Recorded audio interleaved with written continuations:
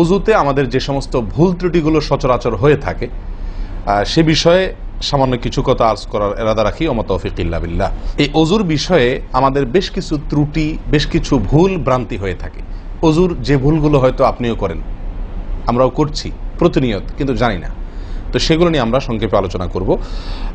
নবী সাল্লাল্লাহু আলাইহি ওয়াসাল্লাম বুখারী মুসলিমের হাদিসে আসছে, তিনি বলেছেন, লা তুকবালু সালাতুন বিগাইরি তাহুরিন, পবিত্রতা ছাড়া কোনো সালাত কবুল হবে না।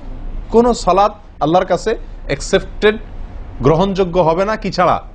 তাহারাত ছাড়া, অজু ছাড়া। মুসলিম বর্ণিত হাদিসে আসছে, নবী সাল্লাল্লাহু আলাইহি ওয়াসাল্লাম বলেছেন, যে ব্যক্তি পরিপূর্ণভাবে অজু করবে, পরিপূর্ণভাবে অজু করবে, ভালোভাবে অজু করবে, এবং অজুর শেষে কালিমাতুশ শাহাদা যেটা আছে, আশহাদু আল্লা ইলাহা ইল্লাল্লাহু ওয়াহদাহু লা শারীকা লাহু ওয়া আশহাদু আন্না মুহাম্মাদান আবদুহু ওয়া রাসূলুহু, এই কালিমায়ে শাহাদা পাঠ করবে অজুর শেষে, এই ব্যক্তির জন্য আল্লাহ সুবহানাহু ওয়া তাআলা জান্নাতের সমস্ত দুয়ার খুলে দিবেন। প্রিয় ভাইরা, এখন আসি আমরা অজুতে কি ভুলগুলো আমাদের এমন হয় যেগুলোর কারণে আমাদের অজুর পূর্ণতা নষ্ট হতে পারে। তার ভিতরে এক নম্বরের ভুল হলো, যেটি আমাদের হয়ে থাকে অজুর ক্ষেত্রে অনেকেরই, সেটা হলো বিসমিল্লাহ পাঠ না করা। অজুর শুরুতে কি পাঠ করতে হয়? বিসমিল্লাহ।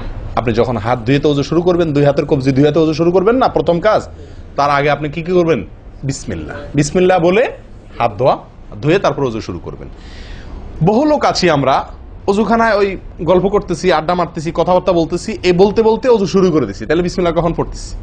বিসমিল্লাহটা অনেক সময় অমনোযোগিতার কারণে, অবহেলার কারণে, অন্যমনস্কতার কারণে বিসমিল্লাহটা অনেক সময় আমরা বলতে ভুলে যাই।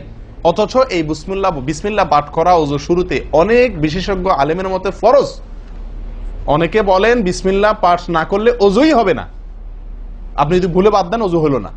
যদিও সংখ্যাগরিষ্ঠ ওলামাদের মতে এটা না, তাদের মতে বিসমিল্লাহ পাঠ করা এটা অজুর সুন্নাহ। এটা হলো অজুর কি? সুন্নাহ।